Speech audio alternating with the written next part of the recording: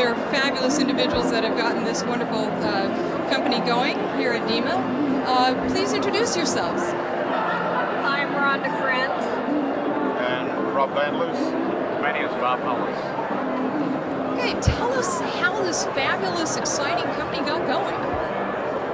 Well, I think I was the last one to join into this little partnership because these two have been diving in New Guinea a lot longer.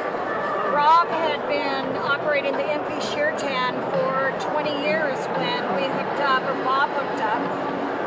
Always wanted to do exploratory trips, and Rob was the only one that would consider and had the same passion. Just over the years, a relationship formed, and this idea kind of sparked about there's no land-based. Where is the heart of the best diving? We had already decided that we wanted to spend the rest of our diving lives there. In fact, retire there. And, you know, you guys can tell a little bit about it. It was a 10-year process to complete this project. And it started with the permits. Yeah, it took a long time to sort of acquire the land, once the land was acquired, and then building commenced. For the last 3 years we've been building.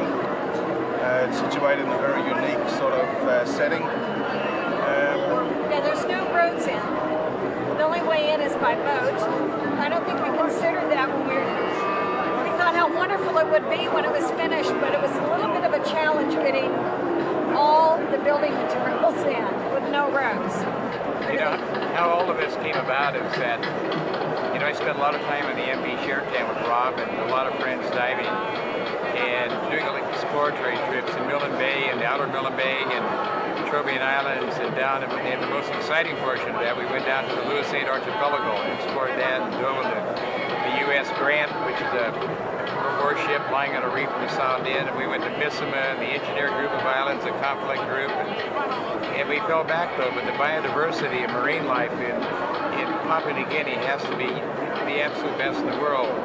But what really attracted us to the favorite spot that we're currently located, where we built Tawali, is the animal life, the muck diving, and with the outer reefs that are so close. But where we're located, there are no roads, there's no cars, there's no noise, there's no other buildings, and the ambience, and just the cockatoos and the hornbills overhead, they're flying, and just the serenity of being able to sit on the deck at night and watch the flashlight fish in the reefs. We've had a great number of experiences there, and the people that are coming to Tawali currently are having a rewarding experience. It's a long haul to get there, but it's a great trip, and we look forward to going back. We're going to Christmas. Ronda and I are going to join Rob and the group down in Tawali. It's our first Christmas in our home that, well, this whole project kind of started out as a home, and it kind of escalated and got crazy from there, you know. Just wanted a place to stay. Yeah. You want to dive, you know, with big animals, and you want to dive with the smallest of animals. I mean, New Guinea offers all of the opportunities in a culture that is far removed. It's a step back in time. You know, it's a great experience to wake up in the morning and to see the villagers from all of the villages up and down the coastline. They're out there, they're fishing all night in their little outrigger canoes, and it's just a wonderful experience. It's a great thrill to be sitting on the deck drinking a cup of coffee in the morning, 5 or 6 in the morning, watching the sun come up, and just, you know, doing things that you normally would read about in a magazine. So that's our Tawali. So can you tell us a little bit about specific kind of travel that you have there and diving packages or what you have? Well, probably the newest thing that we have started is we have taken the MP Sheer Tan and taken the experience that Rob and his crew has, that famous photographers, biologists come back to him year after year. And what we started is we're incorporating and combining and partnershiping the Sheer Tan and Tawali, so that we can offer a unique opportunity for divers to come in. They can spend so many nights at a land base, probably the most luxurious, nicest dive resort that has been built in decades, and that is not my quote. And then they can also not give up that liveaboard exploratory feeling of a liveaboard, and they can spend 3 nights in conjunction with Tawali with the crew of the Sheer Tan. and that's kind of a combination that can't be beat. Sounds pretty spectacular. Well, listen, I'd love to ask you, since you all have a lot of diving experience, to tell me one of your most memorable scuba stories. Ronda, how about you? Ronda has the best one. She can tell you about that. Well, I have the most embarrassing one. Well, Bob and I were on a night dive. It was one of our exploratory trips. I can't even tell you where we were, but I was fairly new to New Guinea diving. And, you know, I'm used to Caribbean pufferfish, little innocent things that you aren't supposed to harass. But the pufferfish in New Guinea are monsters, and they look like they've eaten a big rocks of coral. They just monsters. Anyway, it was a night dive, and Bob and I were shooting some photography, and a pufferfish, this big one, came in, kind of drawn in by our lights, and I didn't recognize how vicious they could be.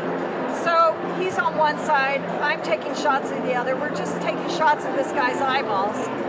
Starts to go around the back of me, and I thought, well, Bob's not done. So I reach around, and what did you think at that moment?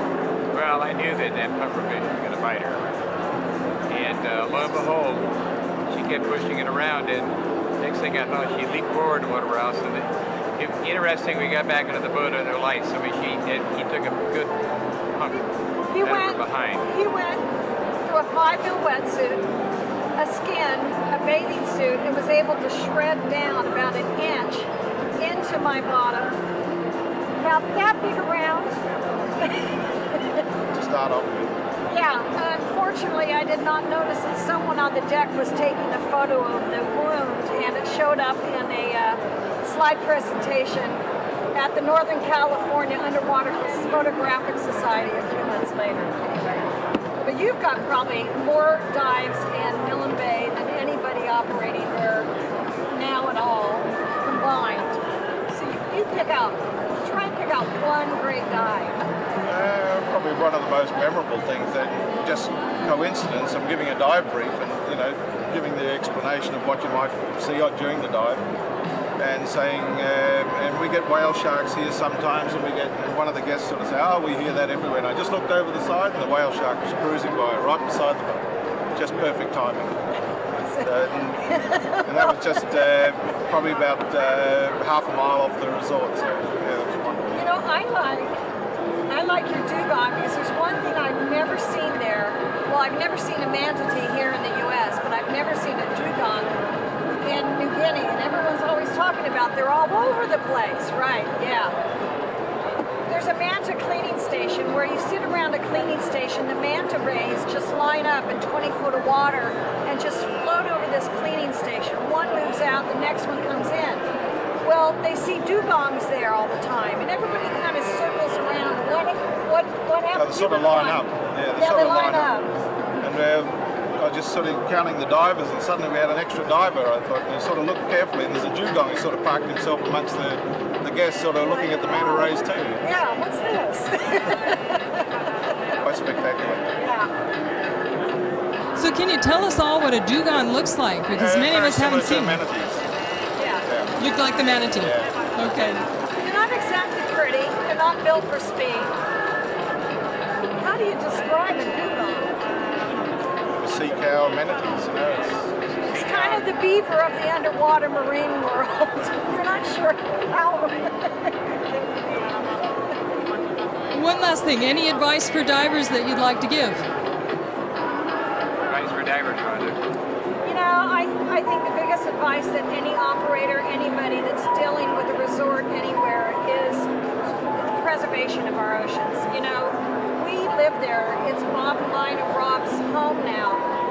We know what we have and how we have to preserve it. And for divers, that's the first thing they have to think about. And whether they're under the water, above the water, whatever, they need to study and learn about what they can do. Not just enjoy diving, but enjoy, you know, making sure that that marine life is there for their children.